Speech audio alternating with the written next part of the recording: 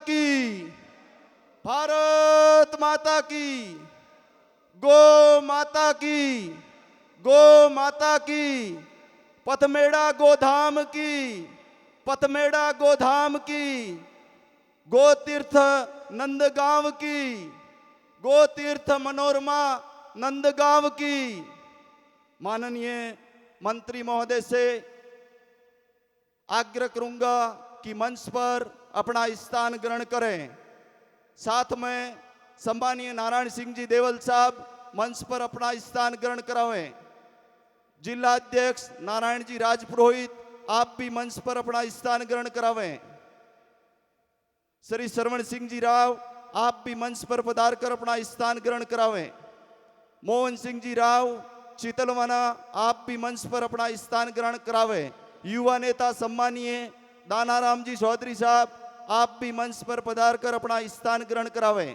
सम्मानीय हिंदू सिंह जी दूठवा प्रधान प्रतिनिधि आप भी मंच पर पधार कर अपना स्थान ग्रहण करावें। बहन राधिका जी नवनिर्वाचित प्रधान पंचायत समिति रेवदर आप भी मंच पर अपना स्थान ग्रहण करावें। आज हमारे बीच देवनगरी सिरोही की धन्य धरा पर गौ सेवा की भूमि, जिस भूमि पर हजारों नहीं लाखों की संख्या में गौ माताओं की सेवा हो रही है, उस भूमि में आज हमारे बीच भारत सरकार में जल शक्ति मंत्री के रूप में अपने पद को सुशोभित कर रहे सम्मानीय गजेंद्र सिंह जी शेखावत साहब अपन सबके बीच में मंच पर विराजे है। आपका खूब खूब हार्दिक स्वागत, हार्दिक अभिनंदन। साथ में जो भी जनप्रतिनिधि मंचासीन अतिथि के रूप में पधारे हैं, आप सभी का खूब खूब हार्दिक स्वागत, हार्दिक अभिनंदन। सिरोही प्रधान हंसमुख भाई आप भी मंच पर पधार कर अपना स्थान ग्रहण करें।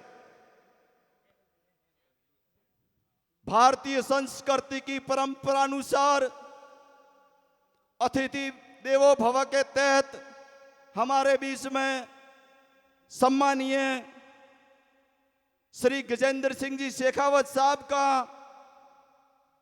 मैं आग्रह करूंगा राव मोहन सिंह जी शीतलवाना से कि आप सम्मानीय जल शक्ति मंत्री गजेंद्र सिंह जी शेखावत साहब का साफा पहनाकर स्वागत करावें। जोरदार तालियों के साथ गौ माता की जय हो। जोरदार तालियां राव साहब द्वारा केंद्रीय जल शक्ति मंत्री सम्मानीय गजेंद्र सिंह जी शेखावत साहब का सम्मान हो रहा है। माननीय मंत्री महोदय के लिए दुपट्टा पहनाकर स्वागत करेंगे श्री देवाराम जी जागरवाल और मूलाराम जी रेवदर। आप हमेशा गौ सेवा में लगे हुए हैं। आप दोनों माननीय मंत्री महोदय का दुपट्टा पहनाकर स्वागत करें। माननीय मंत्री महोदय के लिए शरीफ फल भेंट करने के लिए मैं आग्रह करूंगा प्रताप जी पुरोहित मुंबई आप पधारें और सम्मानीय मंत्री महोदय को शरीफ फल भेंट कर स्वागत करें। मैं आग्रह करूंगा अंबालाल जी सुथार और ब्रह्मदत्त जी से कि आप दोनों पधार कर माननीय मंत्री महोदय को गौ माता की सभी भेंट करें। अंबालाल जी सुथार और ब्रह्मदत्त जी माननीय मंत्री महोदय को गो साहित्य भेंट करने के लिए दिनेश जी पुरोहित दातिया और जसराज वाली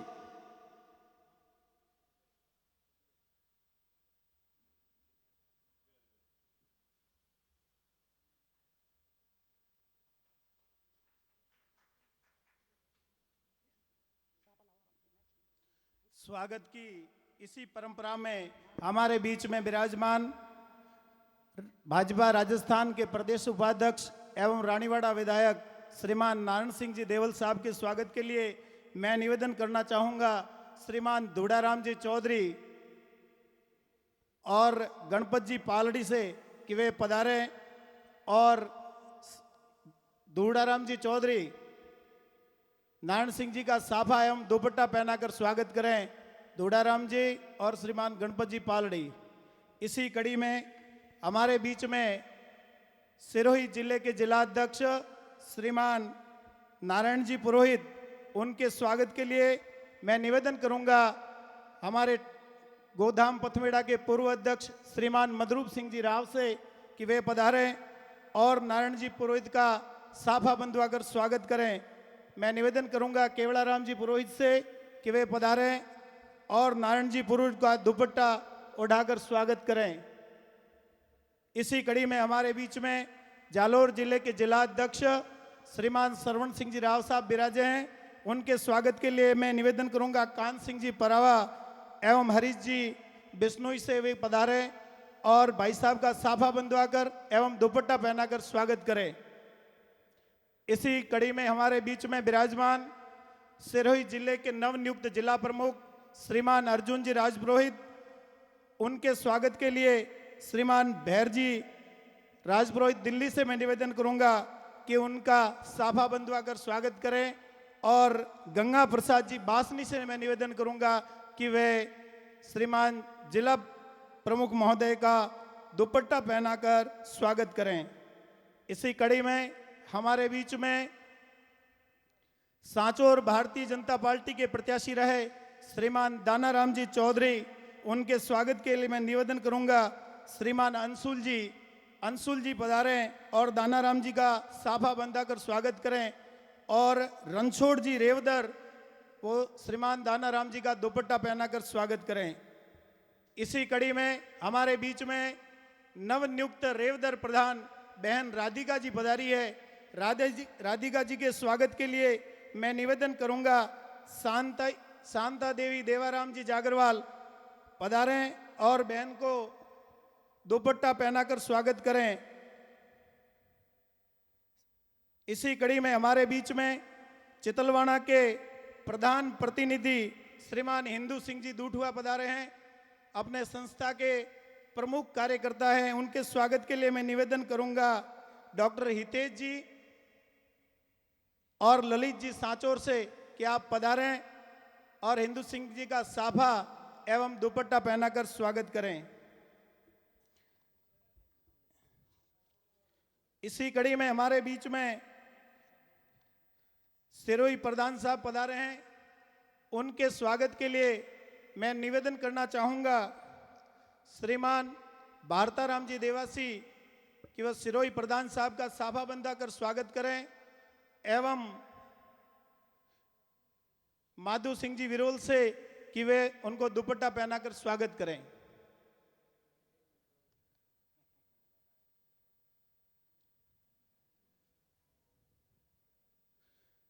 स्वागत की इसी परंपरा में हमारे कई वरिष्ठ कार्यकर्ता बंधु जो गौ सेवा से निरंतर जुड़े हुए हैं, मैं उन सभी से एक एक करके नाम उच्चारण करूंगा, वे सब पधारें और हमारे मोतियों से महंगे मेहमान श्रीमान गजेंद्र सिंह जी को पुष्प भेंट कर उनका स्वागत करें।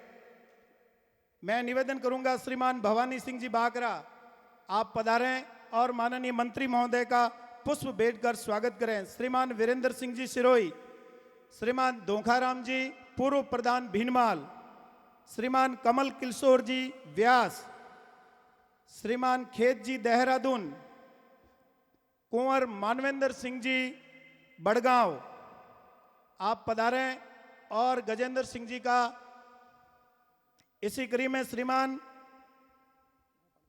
गोपाल जी माड़ी युवा मोर्चा जिला अध्यक्ष सिरोही, श्रीमान देवेंद्र जी जाणवी, तिकम जी तांतड़ा, सांवला जी जोड़वाड़ा, धर्म नारायण जी शर्मा, दिलीप सिंह जी मंडानी, आप सभी पधारें और पुष्प भेंट कर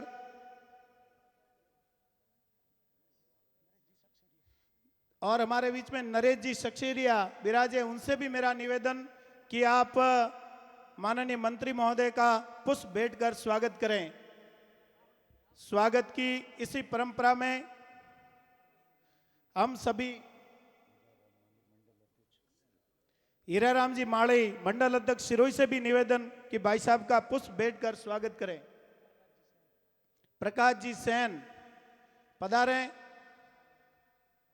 हमारे बीच में हमारे नंदीश्वर गौशाला के अध्यक्ष श्रीमान राव मोहन सिंह जी विराजे हैं।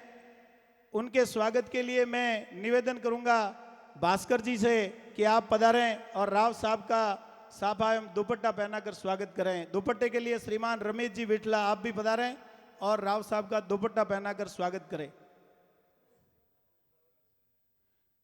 बाकी सभी आज हमारा सौभाग्य है कि केंद्रीय मंत्री जल शक्ति मंत्री माननीय गजेंद्र सिंह जी शेखावत आज हमारे बीच में गोलोक मनोरमा तीर्थ के दर्शन हेतु पधारे हैं। बड़े सौभाग्य की बात है, आपने अभी धन्वंतरी के दर्शन किए, चिकित्सालय के दर्शन कर आपसे रूबरू होने के लिए पधारे हैं। स्वागत की इसी रस्म को यहां समाप्त करते हुए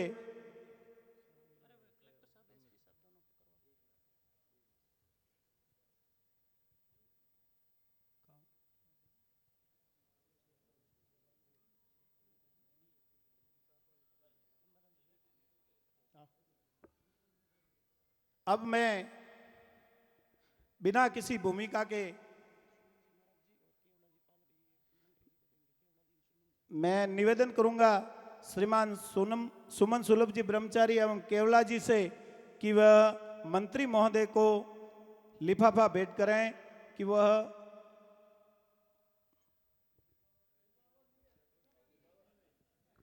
जो यहाँ की मुख्य मांगे हैं और मंत्री महोदय पहली बार हमारे बीच में पधारे हैं, वो हमारा एक लेटर मैं राव मोहन सिंह जी से भी निवेदन करूंगा।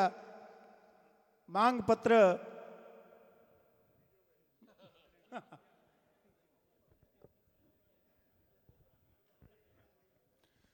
गौ माता की मैं सीधे ही निवेदन करना चाहूंगा माननीय मंत्री महोदय से कि वे पधारें और अपने आशीर्वचनों से हमें लाभान्वित करें। श्रीमान गजेंद्र सिंह जी शेखावत साहब।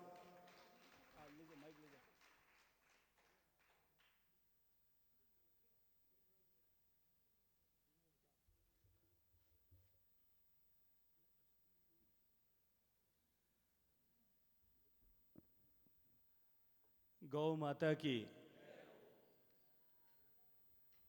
मनोरमा गोलोक तीर्थ नंदग्राम में उपस्थित समस्त गौधन को प्रणाम करते हुए यहाँ के चरण रोज को शिरोधार्य करते हुए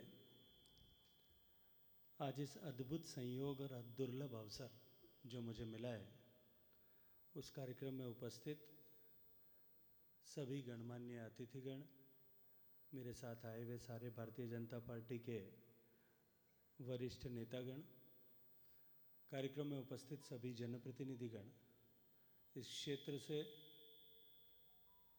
इस गौमय वातावरण में गौ सेवा का लाभ प्राप्त करने और उसी के साथ साथ में स्वास्थ्य सेवा का लाभ प्राप्त करने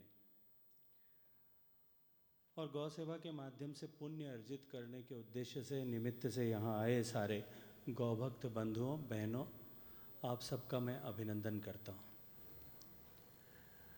मेरे लिए निश्चित ही है देव दुर्लभ अवसर है कि अनेक वर्षों के इंतज़ार के बाद आज मुझे 3 घंटे विलंब से ही सहित लेकिन अंततः इस अवसर में आने का, इस परिसर में आने का, दर्शन करने का, आप सबसे बात करने का सौभाग्य मिला है। अनेक वर्षों पूर्व से मेरा श्रद्धेय स्वामी दत्तनाथ शरणानंद जी से संपर्क और संबंध रहा है। सीमावर्ती क्षेत्र में काम करते हुए जब 2004 और 5 के अकाल के समय में जब पूरे पश्चिमी राजस्थान में भीषण अकाल की विभीषिका थी, मैं जिस प्रकल्प के साथ काम करता था, जो मुझे दायित्व मिला था, मुझे भी एक अवसर मिला था कि मैं इस पश्चिमी राजस्थान की लाखों गौसेवा गौवंश की सेवा कर सकूं। और संगठन के माध्यम से हमने लगभग 100 से ज़्यादा ऐसे शिविर, जिसमें 1000 से ज़्यादा गौधन था, उनका संचालन किया था। उसी समय पहली बार मेरा स्वामी जी से परिचय हुआ था। और तब से लेकर के मन में एक विषय था कि कभी पथमेड़ा जाऊंगा। लेकिन मैं ये मानता हूँ, और आज यहाँ आकर के मेरा विश्वास फिर प्रबल हुआ है कि जब तक गौ माता और ये पवित्र तीर्थ आपको स्वयं न बुलाए, तब तक आना आपके हाथ में नहीं है, आपके साथ में संभव नहीं है। देरी से मुझे ये अवसर मिला। मैं स्वामी दत्त शरणानंद जी के श्री चरणों में प्रणाम करते हुए, इतने दिन के बाद आने के लिए क्षमा चाहते हुए भी मैं अभिनंदन करना चाहता हूँ कि मुझे आने का अवसर प्रदान किया। अनायास ही ये आज का कार्यक्रम बना था। 2-3 दिन पहले ही जो बाकासर के पास में एक नई जो फैसिलिटी बनाई है, एयरफोर्स और NHAI ने बना करके मिल करके बनाई है, उसके उद्घाटन के निमित्त माननीय रक्षा मंत्री जी के साथ में यहाँ आने का कार्यक्रम बना। और मैंने कल ही, जब भैरव सिंह जी मुझे मिलने के लिए आए थे ऑफिस में, मैंने इनको बताया तो उन्होंने कहा कि स्वामी जी का आग्रह और आपको निमंत्रण है कि आपको जाना चाहिए। ये जानते हुए कि कार्यक्रम के बाद में 2 पारिवारिक ऐसे विषय थे जहाँ मुझे जाना आवश्यक था, और उसके बाद में यहाँ पहुँचने में विलम्ब होगा। मैंने इनसे कहा कि बहुत लेट भी हो जाएगा, तो भी इन्होंने कहा कि महाराज जी का आदेश है, आपको आना ही चाहिए।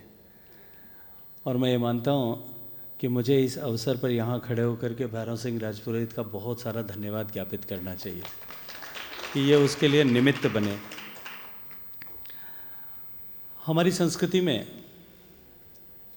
और हमारी सांस्कृतिक परंपराओं में, हमारे पुराणों में, हमारे ऋषियों मनीषियों ने संस्कृति के उक्त श्लोकों की रचना करते समय, हमारे सांस्कृतिक विधान का संधान करते समय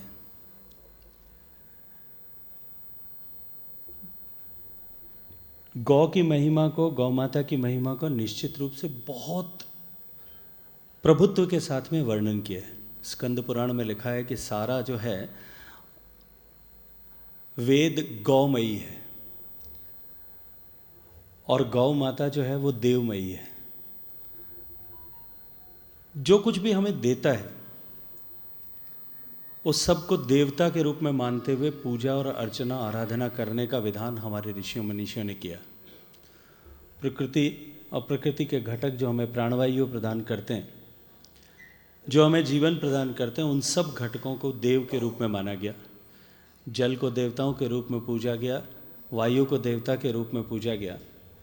पीपल का वृक्ष, जिसके बारे में आज अब सब लोग इस बात की चर्चा करते हैं, वैज्ञानिकों ने इस बात को प्रमाणित किया है कि वो एकमात्र वृक्ष है जो 24 घंटे ऑक्सीजन देता है।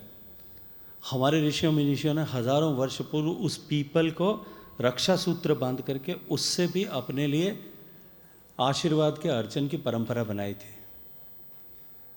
नदियां जो हमें जीवन प्रदान करती हैं, हमारे जीवन का आधार है, हमारे जीवन तत्व को प्रवाहमान करती हैं, उन नदियों को देवी के रूप में पूजा गया। गौ माता हमें अमृत तत्व प्रदान करती है, उस गौ माता को भी देवी के रूप में पूजने की विधान हमारे ऋषियों मनीषियों ने किया। प्रकृति के विभिन्न घटकों की महत्ता को समझते हुए सामान्य जनमानस को उसके साथ में जोड़ना, और जोड़ने के तंतु के रूप में धर्म को उपयोग में लेना, मैं ये मानता हूँ कि ये उस समय के समाज के लिए एकमात्र मार्ग था। हमारे ऋषियों मनीषियों ने उस मार्ग को उपयोग करते हुए इन सब विषयों के संरक्षण की जिम्मेदारी सामान्य जन पर धर्म के मार्ग से पहुंचाई थी, और धर्म के माध्यम से ही उन्हें धर्म के सूत्र में बांध करके उन सब के रक्षण, संरक्षण, पोषण और पल्लवन की जिम्मेदारी दी थी। लेकिन कालांतर में जिस तरह से परिस्थितियां बदली, जिस तरह से भोगवादी संस्कृति और पाश्चात्य संस्कृति का प्रभाव, प्रभुत्व हमारे देश के समाज में होने लगा, कालांतर में धीरे धीरे हम उन सब चीज़ों से दूर होते गए। धर्म का धागा क्षीण हो गया, और साथ ही साथ में धर्म की परिभाषाएं बदलते हुए विकृत होती गई। और आज इस परिसर में आकर के मुझे अत्यंत आह्लाद और आनंद की अनुभूति होती है कि वैज्ञानिक तत्व के समावेश के साथ साथ में समाज को फिर उन सारे विषयों से जोड़ने की रचना श्रद्धेय स्वामी जी के नेतृत्व में, उनके मार्गदर्शन में यहाँ की जा रही है। माननीय प्रधानमंत्री नरेंद्र मोदी जी निरंतर इस बात की चर्चा करते हैं कि कोई भी सरकार किसी बड़े विषय का अकेले समाधान नहीं कर सकती, किसी बड़ी समस्या का अकेले समाधान नहीं कर सकती। लेकिन यदि उस विषय को सामान्य मानवी, सामान्य जन और समाज उस विषय की जिम्मेदारी अपने कंधों पर ले ले तो निश्चित रूप से बड़ी सुगमता के साथ में उस विषय का, उस समस्या का समाधान किया जा सकता है और उस लक्ष्य की प्राप्ति की जा सकती है। गौमाता के संरक्षण की जिम्मेदारी, संवर्धन की जिम्मेदारी यदि हम केवल समाज, सरकार से अपेक्षा करें, यह कभी संभव नहीं हो सकती। लेकिन गौमाता के साथ में आम जन को जोड़ना और उस संकल्प के साथ में यदि इतना बड़ा परिसर खड़ा किया जा सकता है तो मेरे पास में ये मानने का कोई भी कारण, ये विश्वास करने का, विश्वास न करने का कोई भी कारण शेष नहीं रहता कि इस देश में गौवंश के कल्याण के लिए, गौवंश के संरक्षण के लिए समाज यदि अपनी कमर कस ले और तैयारी कर ले तो हम अपने अतीत को, सुनहरे अतीत को वापस लौटा सकते हैं। मैं बहुत लंबा नहीं करना चाहता क्योंकि मुझे भी बहुत दूर तक जाना है। आप लोगों को भी 3 घंटे लगभग विलंब मुझे हुआ है, आप लोगों ने इंतज़ार किया है। वरना ये ऐसा विषय है जिस विषय पर घंटों चर्चा की जा सकती है, बातचीत किया जा सकती है, इस गौमाता के पंचगव्य के वैज्ञानिक महत्व पर चर्चा की जा सकती है। लेकिन साथ ही साथ मैं एक उल्लेख निश्चित रूप से आज यहाँ करना चाहूँगा कि दुर्भाग्य से जाने में किया गया या अनजाने में किया गया, ये एक डिबेटेबल विषय हो सकता है, विवाद का, वाद विवाद का विषय हो सकता है। लेकिन हमारे गौवंश की शुद्धता को, उसकी वांशिक शुद्धता, आनुवांशिक शुद्धता को खराब करने के लिए जिस तरह से विदेशों से गौवंश को आयात किया गया, आर्टिफिशियल इंसेमिनेशन किए गए, कृत्रिम गर्भाधारण के कारण से जिस तरह से हमारे गौवंश का जो वांशिक उच्चता थी उसको नष्ट करने के प्रयास किए गए। मैं फिर कहूँगा कि वो जानबूझ करके किए गए या न जानते हुए किए गए, ये विवाद का विषय हो सकता है। लेकिन निश्चित ही उससे देश का बहुत बड़ा नुकसान हुआ है। माननीय प्रधानमंत्री जी के नेतृत्व में देश की सरकार ने उस नुकसान की कमी को भरपाई करने के लिए वापस पूरी ताकत, शक्ति के साथ में प्रयास किए। मुझे गौमाता के आशीर्वाद से, आप सबकी शुभकामनाओं से, स्वामी जी के आशीर्वचनों से, माननीय मोदी जी के पिछले शासन के कालखंड में कृषि राज्य मंत्री के नाते काम करने का अवसर मिला। भारतीय गौवंश की जो है आनुवांशिक शुद्धता के परिमार्जन के लिए हमने पूरे देश भर में पूरी शक्ति के साथ में प्रयास किए, वैज्ञानिक आधार पर प्रयास किए। भारत का गिर गौवंश जो भारत की धरती की उपज थी, पीढ़ियों से, शताब्दियों से हमारे देश में थी, आज दुनिया में यदि हम जाकर के देखें, मुझे बहुत साल पहले जाने का अवसर मिला था, ब्राज़ील जैसे देश में दुनिया का सबसे ज़्यादा गिर गौवंश है। आज सबसे ज़्यादा शुद्ध नस्ल की गिर या यदि कहीं है, उन्होंने नस्ल का परिमार्जन करते हुए जिस स्तर पर उसको खड़ा किया, आज 55 लाख हेड्स उनके पास में। और भारत में दुर्भाग्य देखिए कि आज हमको वहाँ से उसका सीमेन आयात करने की ज़रूरत पड़ रही है। तो हम वैज्ञानिक तत्व के साथ में गौमाता को जोड़ें और इसके जो आर्थिक महत्ता है उस महत्ता को वापस खड़ा करें। माननीय प्रधानमंत्री जी के नेतृत्व में कृषि राज्य मंत्री के नाते काम करते हुए हमने गौ आधारित खेती को बढ़ावा दे करके ज़ीरो बजट एग्रीकल्चर को प्रमुखता के साथ में एस्टैब्लिश करना और उसको साइंटिफिक वैलिडेशन के लिए काम किया है। जिस तरह से यहाँ मैंने अभी देखा चिकित्सालय चल रहा है, गौ आधारित चिकित्सा पद्धति भारत में कोई नई नहीं है। उस गौ आधारित चिकित्सा पद्धति का भी साइंटिफिक वैलिडेशन हो। दुनिया भर में लगभग 4 बिलियन का हर साल का मार्केट है।